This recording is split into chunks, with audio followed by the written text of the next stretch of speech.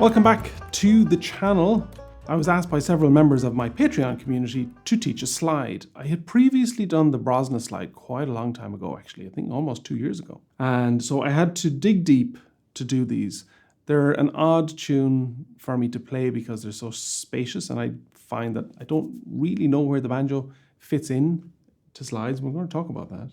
But I want to give a big shout out to all of my patrons. This is the reason that I can make all of this content for YouTube. There are nearly 380 paid members on there at the moment. And right now you get instant access to 75 different tune lessons. Each one of those has between 8 and 10 video lessons for each one. So there's a mammoth amount of learning material on there. Jigs, reels, hornpipes, a couple of songs, one solitary slide, and soon to be 2, and currently no polkas. And I'm going to do the Bluebell polka shortly, but only because it's not actually a polka. Thank you for watching. Hit the like and subscribe button, and let's get on with this nonsense. This is, no joke, my 5th attempt to record a video about slides. The first 3 times I realized I had no idea what I was talking about, and this might just be another one of those times. And then I made a very comprehensive video, which I thought was really excellent, for Patsy Geary's slide, and only after I had it done and I was playing through it, I thought, this is a jig, and a little bit of research, as much as you can do online to get a definitive answer about anything Irish music related a lot of the time. My best guess is that it is actually a jig. I was wondering why I was enjoying playing it so much. There was loads of opportunities for ornamentation. So I will do a video for Patsy Geary's slide/jig. So what's the issue with slides? Well, I only found out during the week that they're in 12/8. So a jig is in 6/8, and you might say 6/8 and 12/8 is kind of the same thing. So a jig has 6/8 notes in a bar, or 6 quavers if you're into that kind of thing. A slide has 12. So the downbeat, if you were to emphasize the first note of the bar, is much more elongated. So here's a jig, the rose and the heather.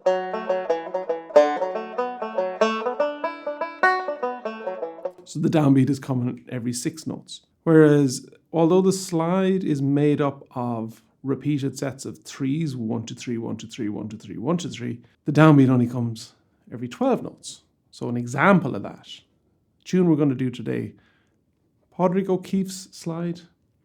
Who knows if that's the right name? I've almost given up at this stage. But it sounds like this.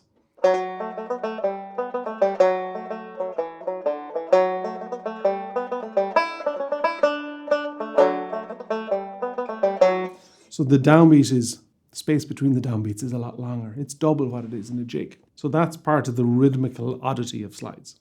The other thing which steps a slide away from a jig is that there is an awful lot of long notes in slide playing that don't crop up nearly as much in jigs, and particularly having a load of them in a row. And what I mean by that, the second part of this jig, Padraig O'Keefe's, is a series of quarter note, 8th note, quarter note, 8th note, making up the 1 to 3, 1 to 3, 1 to 3. It's like 1, 3, 1, 3. So you have that long pulsing note at the start, and it sounds like this in the second part.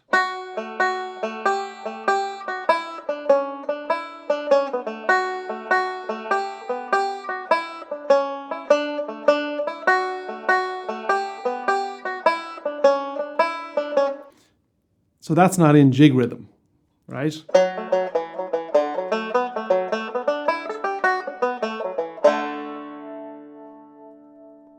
So I was wondering why slides are so strange to me to play.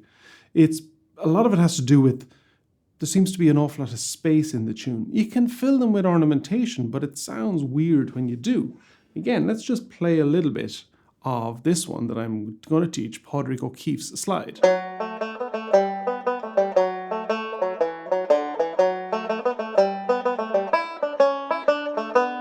Now, if you decide you're going to triplet the long note, which is largely what you would do in a jig,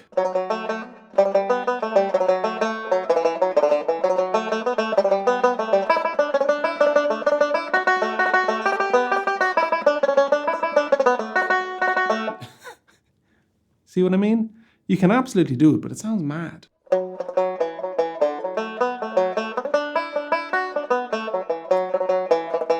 So there's a jig with lots of triplets and lots of ornamentation added in. They just seem to fit better. And I think it's because that long note is first and you have so many repeated long and short and long and short. Da, da, da, da, da, da.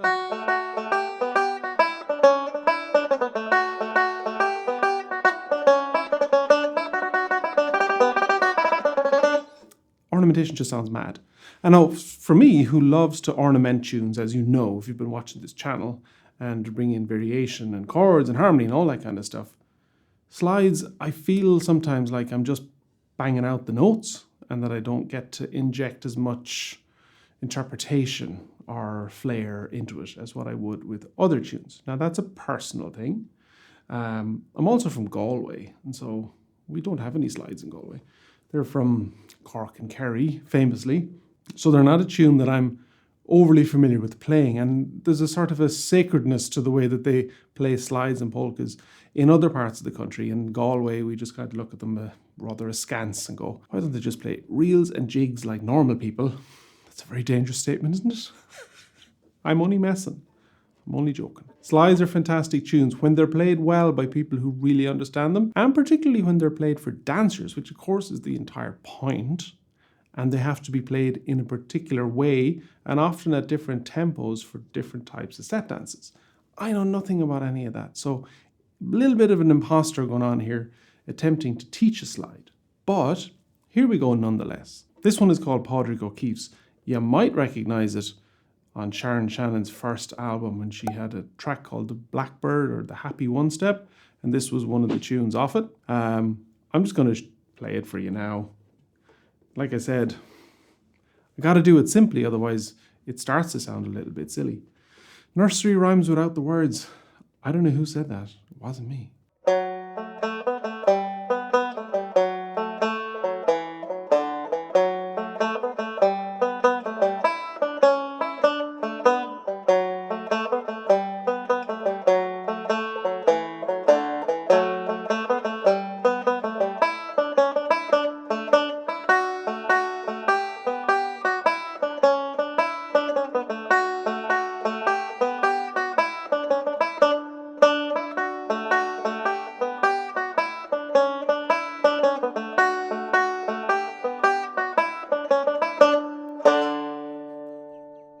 This could be a very short lesson. I say, there it is.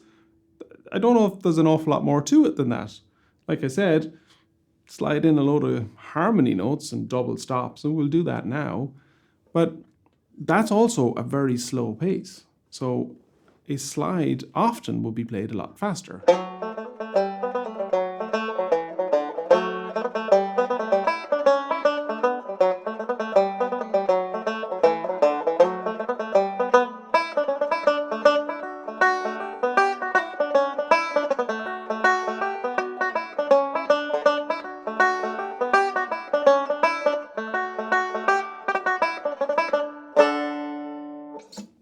At that speed, the little sections of the bar, which is just the melody of the tune where we're playing all 3 eighth notes, they sound like a triplet that you'd put into a jig. So that's the kind of speed that they're at.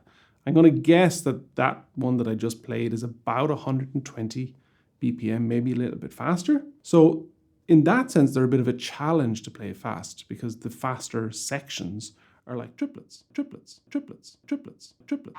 Let's play it with a few chords and harmony notes. Going to slow it down a little bit just so that I can hit all the notes.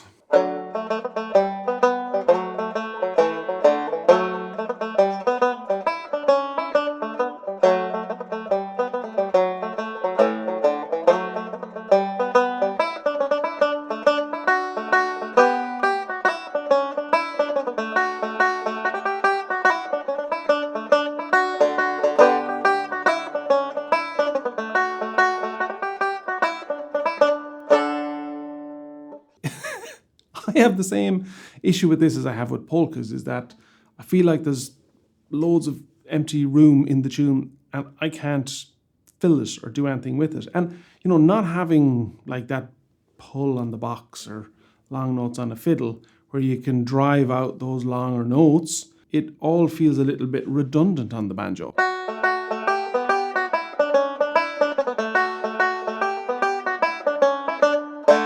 If you triplet that out like I did,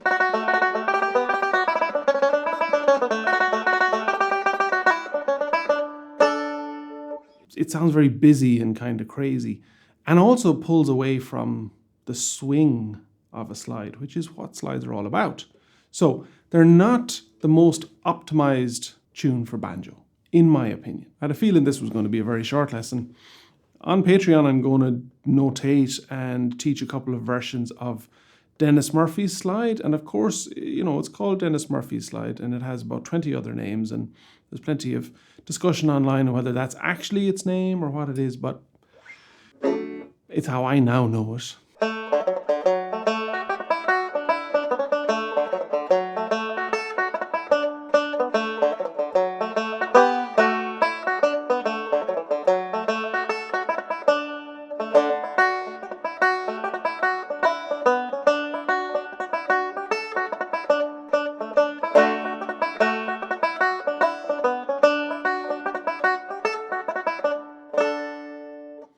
There's a few more notes in that. So that, to my ear, and certainly to my right hand, makes more sense as a tune to play. I don't feel it is as empty, and I'm getting lost between the notes.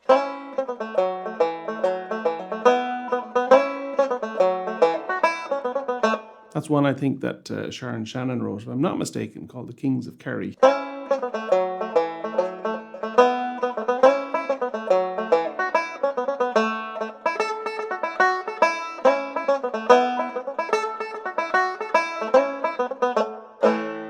And of course, you can hear Begley and Cooney playing these, and Cooney just like going hell for leather on the guitar, and that gusto and energy and drive.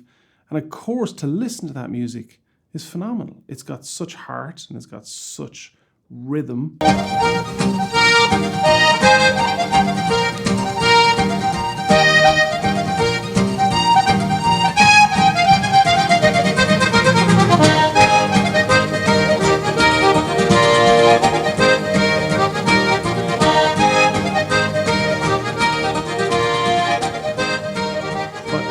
For me, playing them, I just feel that I don't know what to do. And if this is an instructional video, I'm saying I don't know what to do except to play the tune. So I'm going to put a couple of tracks together, worst lesson ever, with 2 slides or maybe 3 slides with backing tracks so that you can play along with them.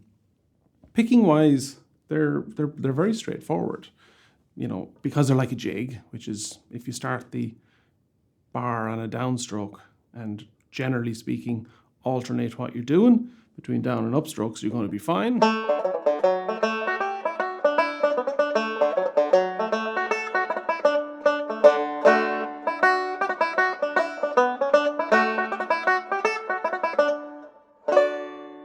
And then use lots of chords and harmony. Anyway, try not to hit this dislike button on this video. Still give it a like. I'll be back with regular programming of jigs, reels and hornpipes, the stuff that I'm used to doing.